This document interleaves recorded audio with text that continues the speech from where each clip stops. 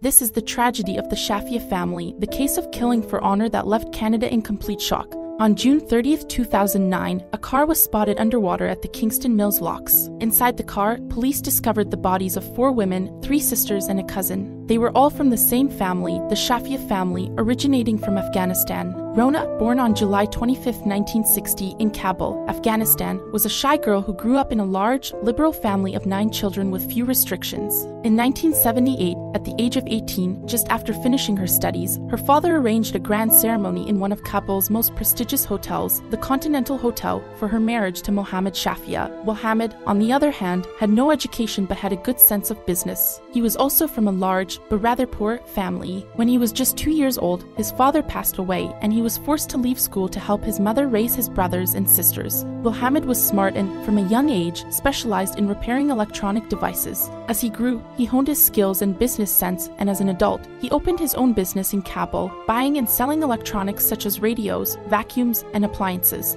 The business was going well for Mohammed. He was talented at making money and boasted about being able to do so easily despite having no formal education or degrees. With the success of his business and his marriage to Rona, he built a large house in one of Kabul's upscale neighborhoods. The couple had everything to be happy, but after 2 years of marriage, Rona was still not pregnant. The social pressure on the couple was increasing. In Afghanistan, it is customary to have a child very soon after marriage, but the baby was taking too long to arrive, and rumors were starting to spread. Mohammed was having a hard time dealing with the situation. He felt it was unjust, and they both felt helpless. He often told his wife that he was ready to cut off his arms just to have a child, which shows how heavy the situation was for him. Unfortunately, after 7 years, the couple still had no children, and Rona was infertile throughout those years. Frustrated, Mohammed nurtured a real resentment towards his wife for not being able to give him descendants. Over the years, their relationship worsened, and he barely spoke to her anymore. He became more and more mean and intolerant with her, as if to make her pay for the situation. He began to harass her for any reason. Food was not good enough, the housekeeping was not good enough, and he forbade her from seeing her family and mother. The situation became unbearable for poor Rona, who must have wrongly felt responsible for the situation. In Afghanistan, as in most Muslim-majority countries except for Turkey and Tunisia, polygamy is allowed. Although Rona initially opposed the idea of her husband taking a second wife, but under pressure, she eventually agreed to it. In 1988, Mohammed married Tuba Yahya, a young woman who was only 19 years old. Unlike Rona, she was very fertile and gave birth to a new baby every year. The couple had 7 children, starting with a girl named Zainab, followed by Hind, Sahar, Chidi, and 3 others whose identities are protected. For Rona, it was difficult to see Tuba have so many children when she herself was unable to have any, that she accepted her fate and showed love to each of Tuba and Mohaim's children, who called her mother Rona. After Tuba gave birth to her 3rd child, a girl named Sahar, she presented her to Rona, saying she was now Rona's responsibility. Rona, who had longed for a child for so long, was overjoyed and touched by Tuba's gesture, but this did not hide the sad reality that the 2 women were in competition, and that Tuba was gradually pushing Rona further away. In 1992, as the war intensified in the country, the family, like many other Afghans, moved to Pakistan. They stayed for 4 years to rebuild their lives and then moved to Dubai in 1996. Dubai was not the Dubai of today, it was in full expansion, and Mohammed, with his business sense, felt it was a good opportunity. He decided to invest in real estate, and when the real estate boom exploded in Dubai, he made a fortune. The family was already living comfortably, but now they were rich. The children attended private Islamic schools, and everyone seemed happy except maybe Rona, who felt more and more left out. At first, the nights were shared equally, but gradually, Mohammed completely neglected his first wife. In fact, Tuba didn't want him to sleep with someone she considered a rival. Tuba gradually took control of the household and started to take care of the organization and finances at home. The situation was very difficult for Rona as she saw her rival spending Mohammed's money non-stop on lavish jewelry and leading a grand life while she was living a servant's life. After 8 years in Dubai, Mohammed obtained a business visa for Australia, and the whole family moved there with the intention of settling permanently. Unfortunately, things did not go as planned, as Mohammed lost a lot of money, and a few months later the whole family was back in Dubai. Mohammed was extremely frustrated by this failure and was often in a foul mood, with Rona bearing the brunt of his anger. He belittled her, hit her, and grabbed her by the hair at the slightest pretext. He threw her to the ground, all of this in front of the children and Tuba. In addition to physically assaulting the poor woman, he was also condescending, telling her that he couldn't stand her and telling her to leave and return to Kabul. On the business side, things had improved since his return to Dubai. He developed an import-export car business and bought old Japanese cars, which he then resold in Afghanistan and Pakistan. He was rich enough to qualify for the Quebec Immigrant Investor Program, and in June 2007, he bought a small shopping center for $2 million and invested $200,000 in the purchase of a piece of land where he built a beautiful house to accommodate the entire family. Tuba's family lived in Canada, and she absolutely wanted to be closer to them, but polygamy was prohibited in Canada, so he couldn't officially arrive with both wives. The choice was quickly made. Rona, the unloved one, was sent to France with her sister, whom she hadn't seen in over 15 years. As always, she didn't have a say. This was quite a painful experience for her. One morning, when she suspected nothing, the children and everyone else had all left, and Mohamed announced that she was leaving for France. She was very close to the children, and that was her only source of joy in the daily life of humiliation and violence. In France, she was sad, she missed the children, and she spent her time looking at photos of them crying. But Mohamed did not intend to leave Rona with her sister. Once in Canada, he took steps to obtain a temporary visa for Rona, and for that, he declared to immigration that she was his cousin as well as a family employee for several years. In November 2007, Rona flew to Montreal with a 3-month visa. She did not know it at the time, but this would be her last trip. The family was staying in the St. Leonard neighborhood while waiting for their house to be built. They had a duplex, and for 10 people, it was cramped. Rona's visa did not allow her to work or study, and she didn't speak French or English, making her completely dependent on her husband and his second wife, who was becoming increasingly cruel to Rona. Shortly after her arrival, Tuba took away Rona's passport and told her, "Your life is in my hands now. You are not his wife, you are my servant." On the other hand, Mohamed hired a lawyer specializing in handling Rona's visa to obtain her permanent residency in order for her to take care of the children. The family gradually got used to their new country and culture. The elder children, Zainab 18 years old and Haim 16 years old, went to a sort of adult education center for migrants, where Zainab met a 24-year-old Pakistani man named Amr Wahid. He was quickly charmed by Zainab's smile and good nature. One day, he mustered up the courage to pass her a note asking if she would like for them to start a friendship and get to know each other better. In a very romantic way, he asked her to wear a white dress if she accepted his friendship and thought this to be appropriate. On Valentine's Day, February 14th, she arrived at the school wearing a white dress. However, things were not so simple at home. The whole family was subjected to the strict rules imposed by Mohamed, who would never have tolerated any of his daughters dating a boy. He was authoritarian and controlling, and everything had to be done his way. Since their move to Canada, he has divided his life between Montreal and Dubai, where he has businesses and apartments, and he is often compelled to go there for work.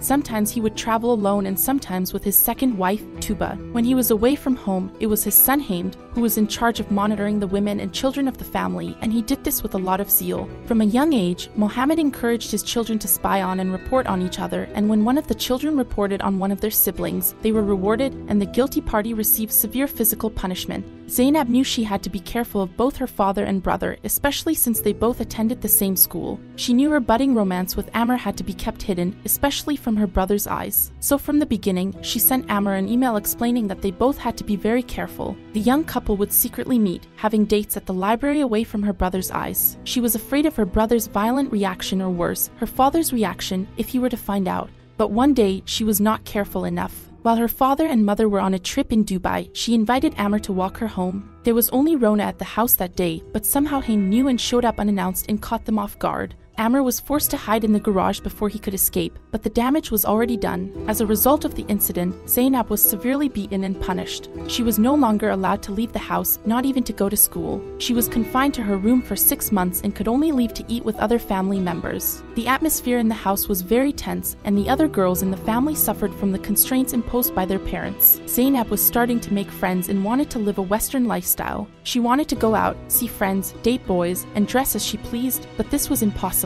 Despite their father's absence, Haim monitored them closely and did not hesitate to severely correct them if they took too much liberty. Until now, except for a few months spent in Australia, Zainab had always lived in Muslim countries and had always attended private and Islamic schools. Thus, the children had never attended mixed classes before. The uniform was required, and wearing the veil was mandatory. In Canada, she discovered a new culture, and as an adolescent, she was eager for freedom. She wanted to be like all the other young girls she interacted with, but they didn't have limited access to that freedom. She wasn't allowed to go out alone and was forced to wear the veil when outside. She wasn't even allowed to make the journey from school to home alone. Every day, Tuba came to pick them up and accompany them to school. The girls, very supportive of each other, began to confide in school. Sahar would say to the teachers that they were afraid and apprehensive of going home when their father was there. The fear was even stronger for her, who was 17 at the time, because she didn't want to wear the veil. She would leave the house veiled in the morning, but as soon as she arrived at school, she would remove it, change, and put on makeup.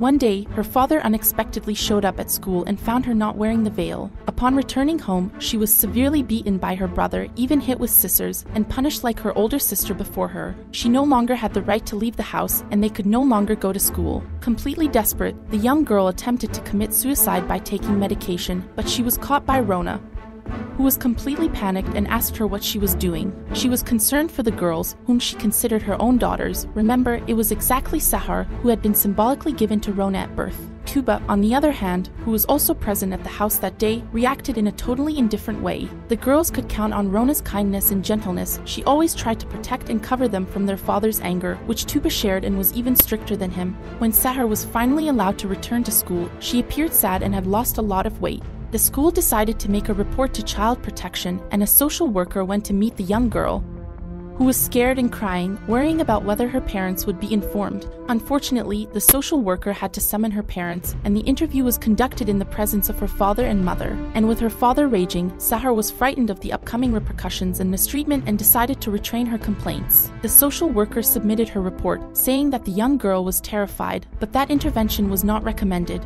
The social worker returned 2 days later to check on the young girl, who replied that things had improved. Her mother treated her better, and her brother no longer mistreated her. The file was then closed. The reality was that the young girl was under surveillance even at school. Her brother and father kept a close eye on her. Moreover, she was not the only one in the family suffering. For Rona, who was now 50 years old, life was difficult. She was completely excluded from the family and was essentially a servant in the house, as the children told her in hushed tones. The children were not allowed to speak to her. Only Sahar, who is now 17, and Jidi, who was 13, spoke to her when their mother was absent. Rona was regularly beaten, her passport was taken away, and she was no longer allowed to call her family. To show how little her husband considered her, he gave her $50 as pocket money each month, the same amount he gave to the children, and this was her only source of income. Rona would spend all her money buying phone cards and trying to call her relatives secretly whenever she could. She cried a lot, felt lonely, sad, and completely lost. Her husband and Tuba were abusive to her, using her only as a servant. She had no one to talk to or confide in, except for her personal diary. In addition to sadness, there was fear of physical and psychological violence. For several weeks, they actually wanted to get rid of her. In spring 2009, while the regularization procedure was still underway, the lawyer Mohammed had hired to handle the case of Rona got a phone call requesting to stop all proceedings regarding Rona's file. She was offered $10,000, which was 5 times the fee, to make sure Rona was expelled and sent back to Afghanistan. She declined the offer. The truth is that Rona was afraid to return to Afghanistan and feared her husband's family would have her killed once there. It was also at this time that Zainab,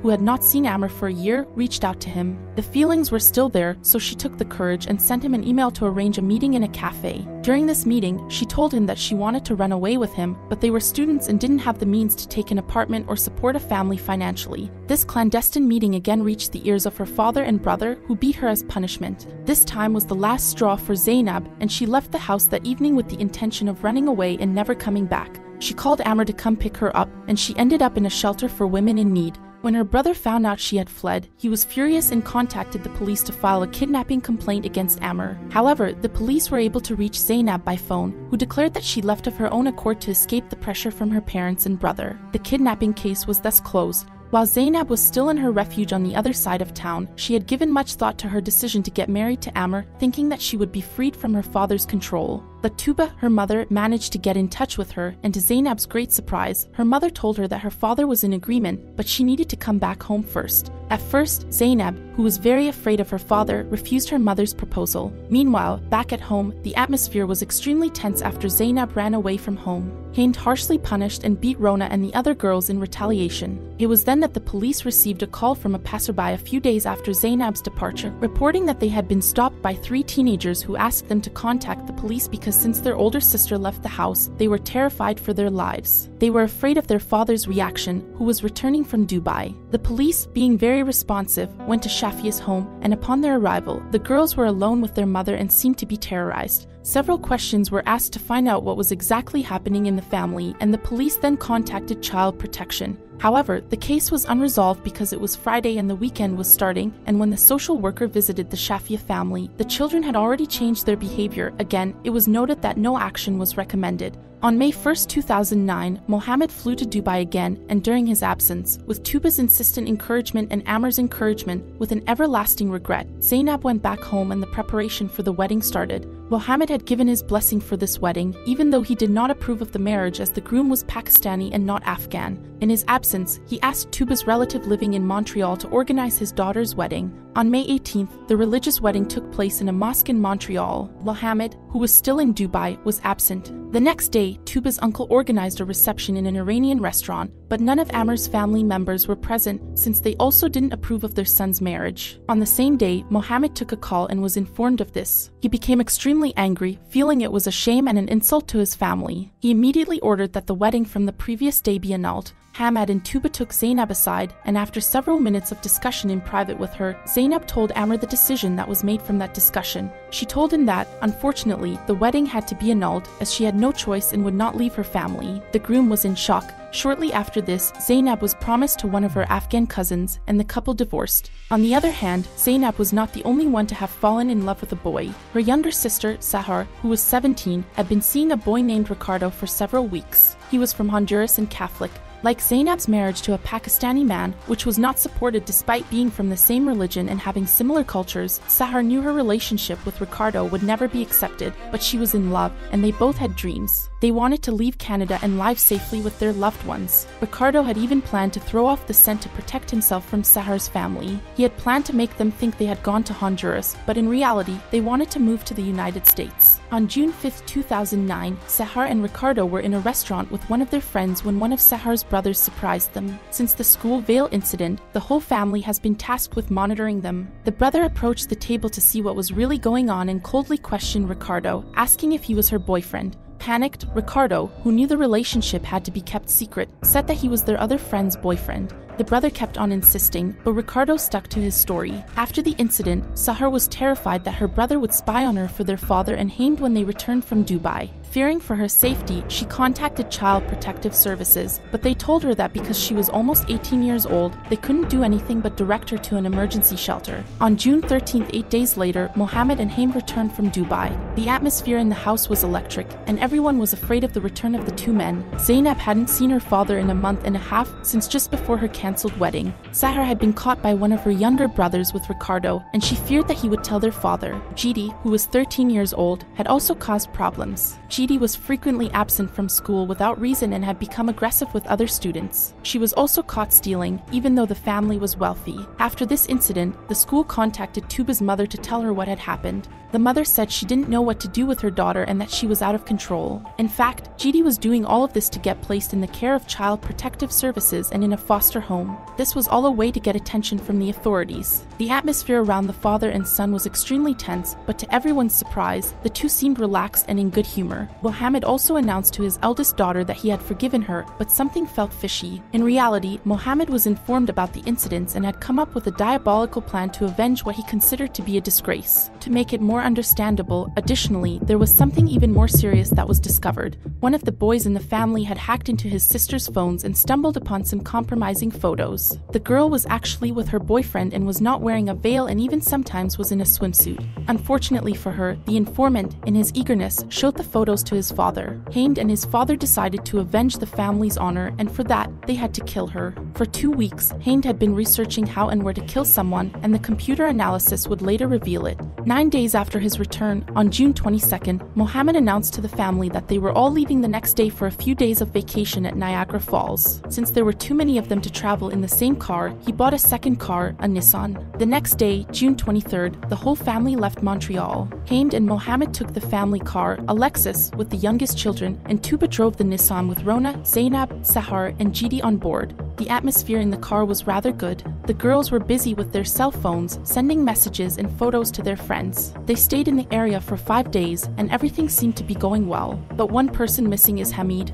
On June 29th, around 8 p.m., as they were hitting the road to return to Montreal, Hamid also joined them. On their way back, Tuba was driving the girls' car, and the other family members were in the other car. At 10:54 p.m., Sahar's best friend called her. The two girls were lost on the phone for half an hour. From then on, dead silence. Sahar continued to receive texts but no longer responded. The next morning, an employee working near Kingston Lock spotted a car at the bottom of the water. He immediately contacted the authorities, who went to the scene. The bodies of 4 women were found inside and next to the car. On the same day, at 12:30 p.m., Mohammed and Ahmed rushed into a police station. They had come to report the disappearance of Rona, Zainab, Sahar, and Jidi. They told them that around 1 in the morning, the family had checked into a hotel near Kingston Locks after returning from vacation, and that during the night, the girls had stolen the keys to the car and left. They haven't heard anything since. The police immediately made the connection between the car found that morning and the disappearance of the girls. Mohammed, Hind, and Tuba were all interrogated. They all told the same story, that the girls had stolen the keys and left during the night.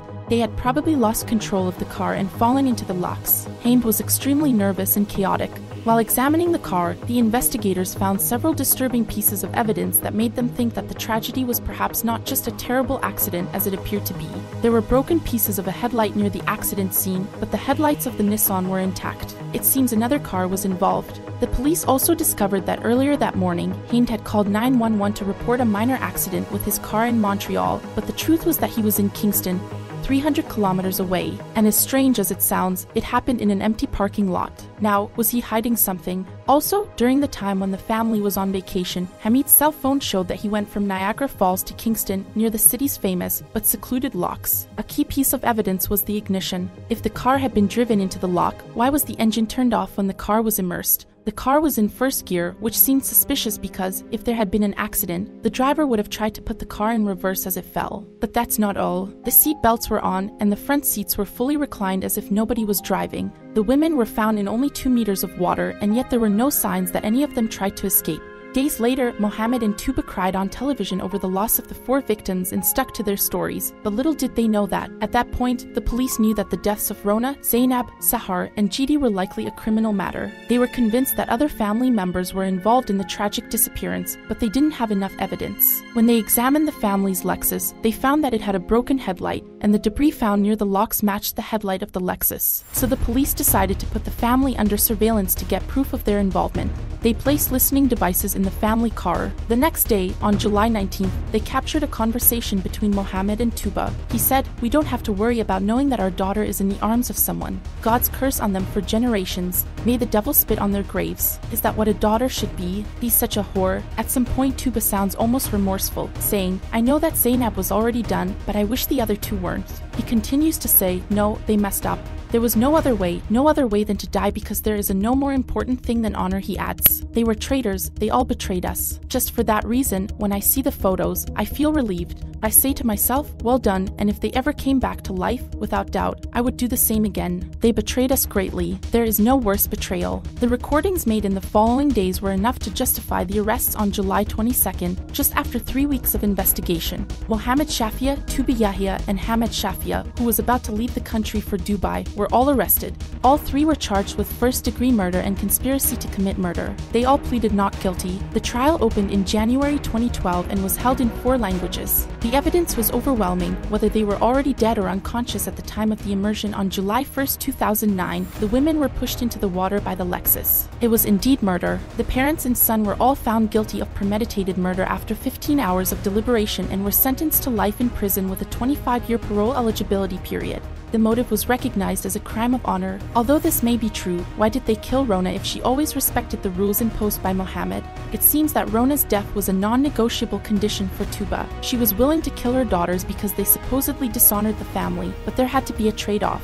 Rona had to disappear as well. Tuba has always denied this version, but investigators discovered that for several weeks, Rona wanted a divorce. She was asking for her passport back and wanted to leave and reclaim her freedom. However, if she had revealed the truth, if she had informed immigration services that she was actually Mohamed's first wife, Mohammed and Tuba would have lost their permanent resident status because of the false declaration to immigration. Furthermore, Rona could have asked for asylum by saying that she was forced to lie and was a victim of violence. She would have then obtained half of the family's assets, half of the fortune, and alimony, and Tuba would have lost her status as a polygamous wife. In such circumstances, it was then impossible for Mohammed and Tauba to let such a thing happen. They could not let everything go. The case caused a real shock. The deaths of Zainab, Sahar, Jidi, and Rona, even though they had sounded the alarm several times, still shocked everyone. The Child Protection Services later admitted that they had failed to recognize the danger since they did not assess it and were not familiar with the term of honor killing. On November 2, 2016, Mohammed, Tuba, and Hind all filed appeals of their convictions, but all were rejected.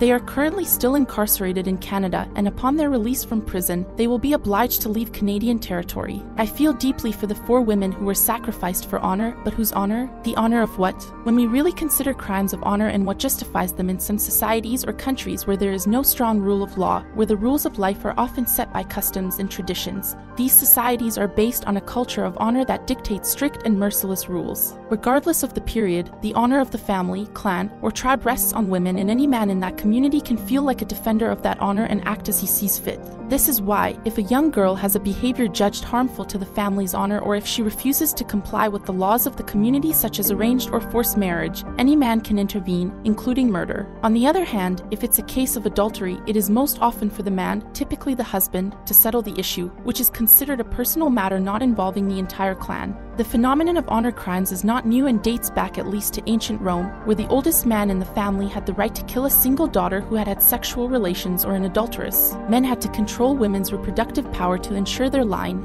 This control was exercised through fear, as the atrocity of honor crimes was meant to discourage women from disobeying family rules. The Shafia family was from Afghanistan and was certainly deeply imbued with local customs. Even though they had not lived in Afghanistan for a long time, they had always kept the customs and traditions. Mohammed had total control over his family members, and the boys had been raised with the idea that they had to monitor the girls. Hind, the eldest, was responsible for the family's honor in the absence of his father. Any man from the tribe could act if he felt that his or her honor or that of his or her family was in danger, and Hind did not hesitate. In their system of values and beliefs, the girls had violated the family's honor several times, and it was the duty of the men to avenge this. Also, the mother seemed to agree with their practices and customs, but what kind of mother could say that, let alone plan the murder of her own children as coldly as they did? The parents told the victims that they were going on vacation and acted as if everything was normal for almost a week, knowing full well that they were going to kill them all at the end of the trip. The cruelty of driving for hours, knowing full well that you are taking your own daughters to their deaths, is unspeakable.